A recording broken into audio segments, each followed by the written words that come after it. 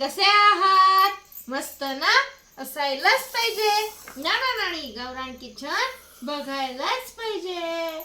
या संध्याकाळचं जेवण करायला. मी इथे केलीये रोजच्या प्रमाणे चपाती. आज ना भरपूर भाज्यांचे प्रकार झालेत स्वयंपाकामध्ये. इथं केलंय छानसा शेवगा. सकाळी शेवगा शिजवून ठेवला आणि तो विसरूनच गेले, त्यामुळे शेवगा झाला.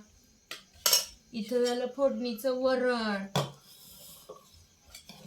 छानस लसणाची फोडणी देऊन इथं मी वरण केलंय. आणि सकाळची इथं चकवताची भाजी, गरम गरम इंद्रायणी भात आणि त्याच्यावर तुपाची धार, साजूक मस्त असा बेत.